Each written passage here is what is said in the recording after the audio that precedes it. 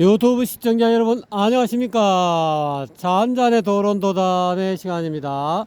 방사님 안녕하십니까. 안녕하십니까. 오늘의 주제, 도론도담의 주제는 달마대사와 능가경이라는 주제로 도론도담을 나누어 보도록 하겠습니다. 예, 여기가 이제 뭐 아시는 분은 아시겠죠. 이제 대충 요거만 봐도 아시겠죠. 근데 좀 더 확실히 보여드리기 위해서, 확실히 어딘가 알려드리기 위해서 여기까지 보여드립니다. 자, 여기서부터 제가 이제 좌측으로 한번 쫙 보여드리겠습니다. 우측으로 팬을 하겠습니다. 카메라를 오른쪽으로 돌립니다. 자, 이렇습니다.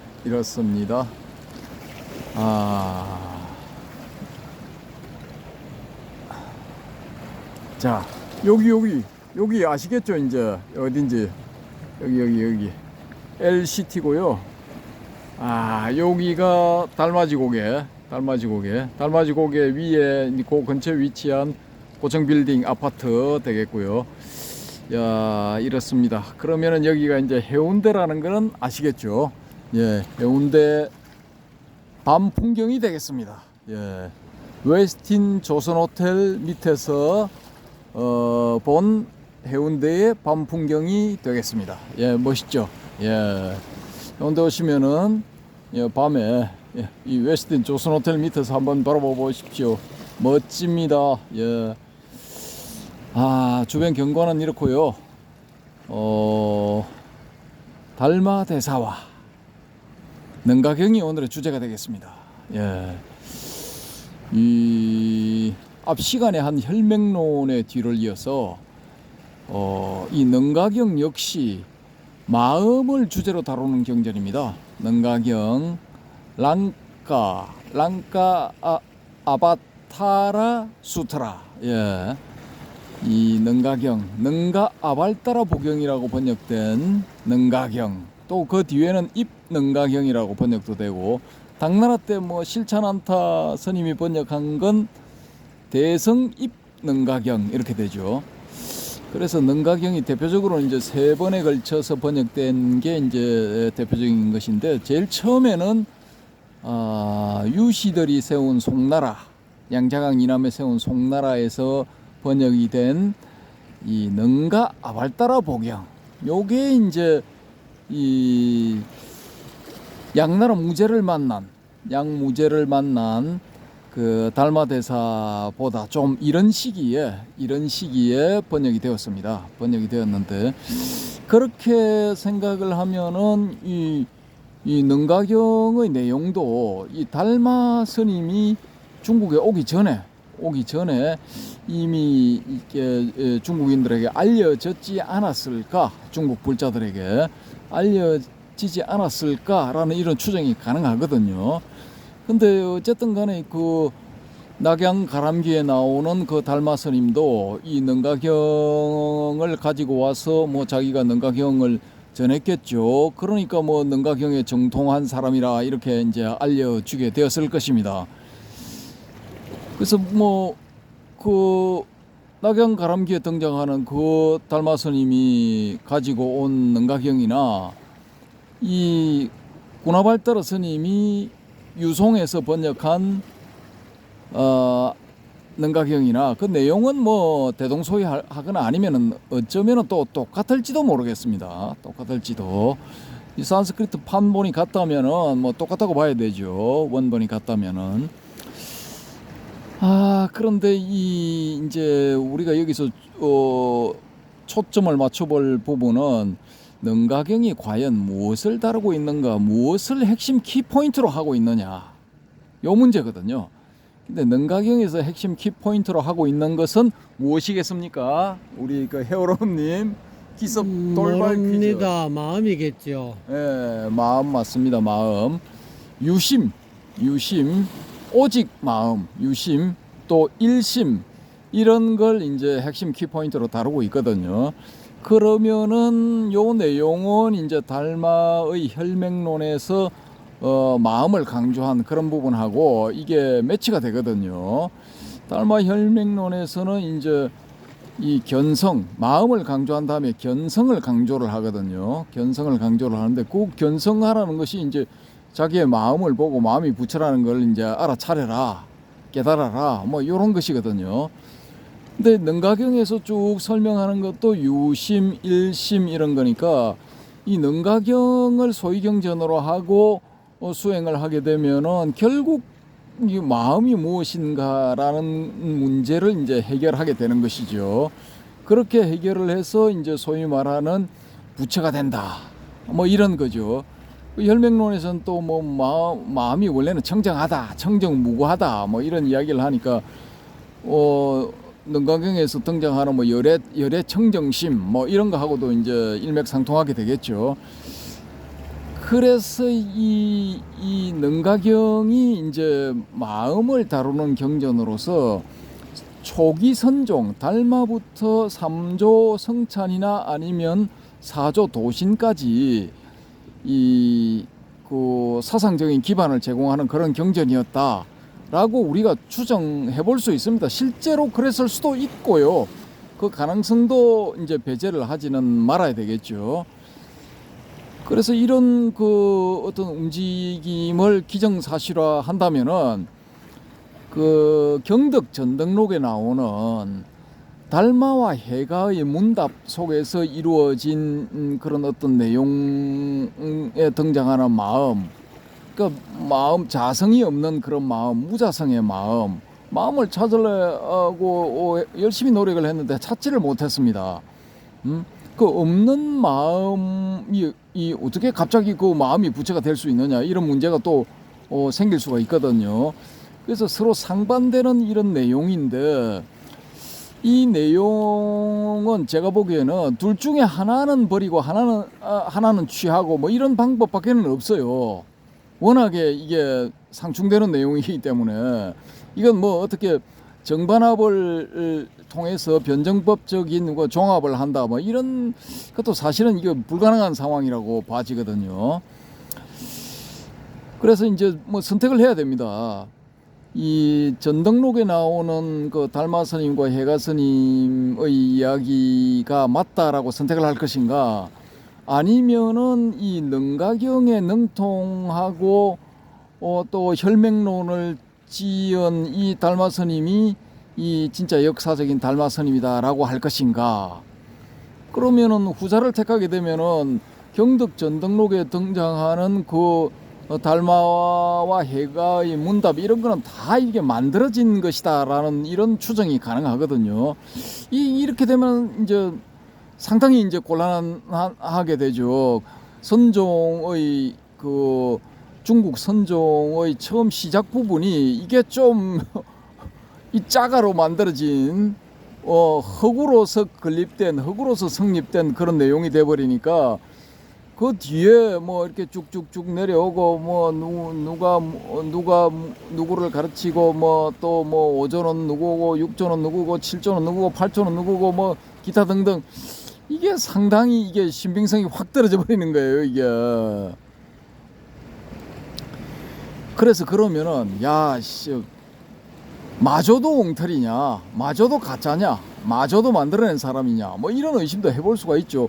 그 뒤에 쭉쭉쭉 내려오면 송나라 때 화두선을 강조한 대해종고도 그러면 가짜냐 뭐 이런 것도 이 생각을 해볼 수가 있는데, 대해종고 스님 같은 경우에는 그때 당시의 그 정부의 고관들 실력자들 뭐 이런 사람들하고 주고받은 편지가 있거든요. 그 편지가 있기 때문에 이 사람은 뭐 역사 속의 인물이 거의 100% 맞다고 봐야죠. 그렇게 보면은 그러면은 대종고 스님대에 그때 이제 북송 말기 혹은 남송 초기에 이런 것들 달마와 관련된 그런 전적들이 전부 만들어져서 이 소위 말하는 중국 선종의 역사가 성립이 된 것인가, 우리가 이런 추정도 한번 해볼 수가 있단 말입니다. 그런데 선종의 입장에서 봤을 때는 차라리 이 능가경과 관련된 달마를 버리고 전등록의 달마를 택하는 게 이게 지금 선종 입장에서는 오히려 깔끔하게 해결이 되죠. 깔끔하게 해결이 되는데 이게 참 딜레마입니다. 딜레마. 그래서 이제 이 실제로 이 중국 선종에서 내세우는 초조 달마가 능가경을 가지고 왔을까? 실제로 산스크리트 능가경을 가지고 왔을까? 이 부분도 한번 의심을 해볼 필요성이 있다라는 것이죠. 이게 뭐 그냥 마음을 중요시하는 그런 사람이었다면은 굳이 능가경 같은 걸 가지고 올 필요가 있었을까? 능가경 가지고 올 필요가 없죠. 그냥 네 마음을 뭐 바로 봐라 직지인심 그 마음을 강조를 하면서 경전 그런 거 봐봤자 그냥 그림의 떡이고 남의 돈을 세는 것에 불과하고 그런 그 간접적인 그런 어떤 것에 불과하고 달을 가리키는 손가락에 불과하니까 네가 직접 네 마음을 들여다보고 네 마음이 부처인 것을 깨달아라 이렇게 해버리면 끝나거든요. 굳이 그 주저리 설명을 해놓은 능가경을 가지고 올 필요가 없다라는 거죠. 그래서 이 모든 것이 이 지금 우리가 정형화 되다시피 한 뭐 양무제 만나고 북위 양자강을 건너서 북위 소림사 소림굴에서 면벽좌선 9년을 한 벽관바라문이라고 불리게 되었던 이 달마스님은 가공의 인물일 가능성도 이거 상당히 높아요. 상당히 높아. 상당히 높은데 이게 참 딜레마입니다. 이게 뭐 어느 쪽을 한쪽을 취하고 다른 쪽을 버릴 수도 없는 지금 그런 상황이에요. 이게 뭐 짬뽕으로 막 섞여 있어. 그 경덕 전등록 거기도 이 달마스님이 초조 달마스님이 이 능가경을 가지고 왔다 이렇게 돼 있어요. 그렇게 해서 이렇게 2조 해가한테 능가경도 전하고 의발도 전수됐다가 그 3조 이후부터 이게 뭔가 이게 좀 삑사리가 나기 시작해가지고 능가경도 사라지고 의발 중에서 이 옷이 사라졌는가 밥그릇이 사라졌는가 하여튼 사라져요. 둘 중에 하나가 하나만 남아. 아유 그래서 이게 뭐 어느 쪽 이야기가 맞는지 어느 쪽이 진실인지 헷갈립니다. 헷갈려. 저도 막 헷갈리거든요. 그래서 이걸 뭐 어느 쪽 일일이 그걸 밝혀서 이렇게 의발을 가지고 오지도 않았는데 의발을 뭐 가지고 왔다고 하고 뭐 이랬을 수도 있고 또 뭐 실제로 의발을 가지고 왔을 수도 있고 근데 그 부처님의 옷이 그렇게 사람들이 보관하는 그런 상태에서 천년하고도 500년 1500년 한 1000년이라고 가정을 해도 1000년 정도 지나면은 이 천이 남아 있을까요? 천이 그 원형을 유지를 하고 남아 있을까요? 부처님의 가사가 그것도 참 의문이단 말입니다.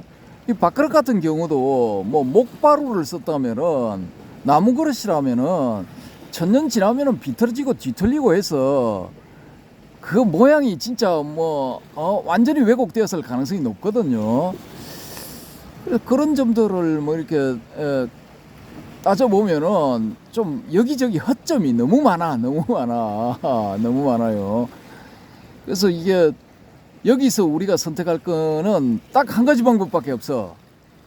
이게 그걸 그냥 덮어놓고 믿던가, 덮어놓고 전부 진실이다고 믿던가, 아니면은 그냥 선의 정신, 선종의 정신, 그것만 이렇게 받아들이는 거예요. 선종의 정신만. 나머지는 그냥 전설 따라 삼천리에 나오는 그런 그 이야기 같은 그런 종류의 내용이다 이렇게 생각을 하시고 선종의 정신만 받아들여 버리는 거예요. 조기 선종의 정신. 그래서 이제 능가경에서 한 40년 혹은 50년 가까이 이렇게 내려오는 정신은 마음을 중요시했다. 마음이 부처다라는 이런 주의 주장을 하면서 마음을 중시했다. 요게 이제 에키스타라고 핵심이다라고 이렇게 받아들이는 것이고요. 5조 홍인을 넘어서 6조 해능부터 이렇게 쭉 내려오는 남종선의 전통에서는 이 마음도 중요하지만은 공사상이 이제 이 가미가 되어 버린다는 거죠. 가미가 되어서 이제 그 공사상을 활용해서 이 마음의 정체를 밝히는 뭐 그런 쪽으로 또 이제 그런 쪽이 이제 엑기스이지 않을까, 핵심이지 않을까. 그렇게 가다 보면은 이게 마조 스님이 적심적불이 아니고 비심비불이야, 그게 엑기스야, 요쪽하고 이렇게 통할 수가 있다고요. 이 달마 혈맹론이나 능가경은 적심적불 쪽으로 통하는 것이고, 이 금강경의 공사상, 공을 이야기를 하지 않지만은 사실은 공사상에 대해서 이제 설명을 해놓은 것이다, 그런 경전이다, 이렇게 알려져 있는 금강경 같은 경우에 그 공과 연결이 되고 또 이 삼론종에서 이야기하고 있는 중관사상 이런 쪽과 연결이 된다면은 이건 비심비불이다. 그러면은 비심비불이라면은 이제 이것도 일종의 중도죠. 중도. 마음도 아니고 부처도 아니다 라고 해버리면은 마음 혹은 부처 양변에서 왔다 갔다 하던 이런 사람들, 그런 사람들에게 이제 중도를 깨우쳐 주게 되는 거죠. 그렇게 되면은 이건 이제 이 초기 선종에서 이야기하고 있는 혈맹론이나 능가경을 바탕으로 해서 전개된 적심적불 사상하고는 이제 결이 다른 거죠. 결이 다른 거고, 중도불, 중도부처, 우리 바람의 금객님이 주장하는 중도부처, 중도불성, 중도불, 요런 사상하고 이제 이 반야공사상 혹은 중간의 중도사상 뭐 요런 쪽하고 이제 맞아떨어지게 되는 겁니다. 그래서 이 소위 경전 하나가 달라짐으로 인해서 미묘한 변화가 생긴 거죠. 마음을 부처라고 볼 것인가, 아니면 마음도 부정해 버릴 것인가. 3조나 4조까지는 마음도 부처다 이런 식으로 보다가 그 이후로 홍인 이후로는 마음도 놓아버리는, 부정해버리고 이 불도 아니고 마음도 아닌 그 중도의 이 사상 뭐 그런 걸 이제 선양했다, 뭐 이렇게도 볼 수가 있는 거죠. 그래서 이게 상당히 애매모호합니다. 애매모호한데, 야 그러면은 이 적심시불해서 이 마음이 부처라는 걸 깨달은 사람, 이런 사람들을 우리가 그러면은 부정할 것인가, 이런 문제가 생기거든요. 근데 저는 뭐 그런 건 또 아니라고 봐요. 아니라고 보고, 어떤 측면에서 바라보느냐, 그런 문제라고 본다면은 똑같은 원통을 어떤 사람은 이제 수직으로 바로 위에서 보기 때문에 저건 원이다라고, 동그란 원이다라고 보는 사람이 있는가 하면은, 또 바로 이제 옆에서 본 사람은 이 직사각형이다 혹은 정사각형이다 이렇게 보는 사람도 있잖아요. 또 비스듬하게 보는 사람은 원통으로 보게 된단 말입니다. 그래서 원통이 정답이긴 하지만은 보는 각도에 따라서 동일한 대상을 조금 다르게 볼 수 있다라는 거죠. 그래서 그 적심적불, 비심비불을 그런 식으로 이제 해석을 하는 것도 한 가지 방법이다라는 겁니다. 방법이고, 그렇지를 않고 이제 비심비불이 맞는 것이다라고 보면은 적심적불은 쳐야죠. 이건 버려야죠. 종착역이 아니기 때문에 버려야 되는 건데, 이 버리기에는 너무 아까워. 이게 적심적불을 버리기에는. 그래서 이게 참 이게 문제입니다. 문제인데, 요 문제는 이제 이 경덕 전등록을 곧 이제 시작을 하게 될 겁니다. 요 앞부분을 시작을 하면서 다뤄 나가면서 이제 6조 해능의 법보 단경도 같이 보고 뭐 이렇게 이 병행을 해 나가면은 요런 문제에 대한 해답도 이제 찾아지지 않을까. 뭐 저는 그런 쪽입니다. 그런 쪽이고, 저 개인적으로는 비신비불 쪽이거든요. 비신비불인데 사람이 처해 있는 입장에 따라서 비신비불이 너무 좀 이렇게 핀트가 안 맞다고 보는 그런 분들이 있을 수가 있거든요. 이런 분들한테는 적심적불이 효과적일 수가 있습니다. 소위 말하는 응병여약이기 때문에 이제 자기가 처해져 있는 그 상황에 따라서 맞는 쪽을 택하면 되는 겁니다. 맞는 쪽을 택하면 되는 것이고, 반드시 뭐 비신비불을 해야 된다, 적심적불을 해야 된다, 그런 건 아니거든요.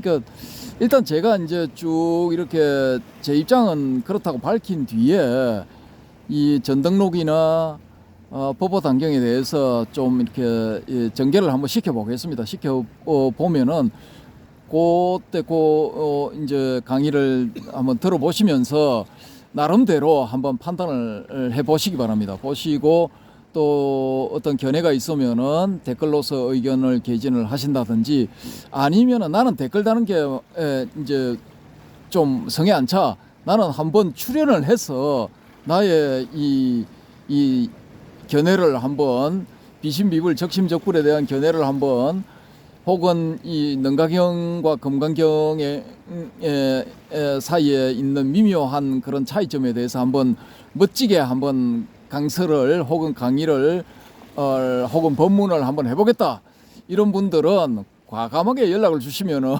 바로 출연이 가능합니다. 예, 제가 오늘 이 달마와 능가경에 대해서 드릴 말씀은 요 정도인데요. 능가경도 참 중요한 경전입니다. 중요한 경전이기 때문에 다음번에 그 능가경에서 다루는 내용들이 어떤 내용들인가를 한번 말씀드리는 기회가 있을 겁니다. 그거는 서머리가 요약이 다 돼 있거든요.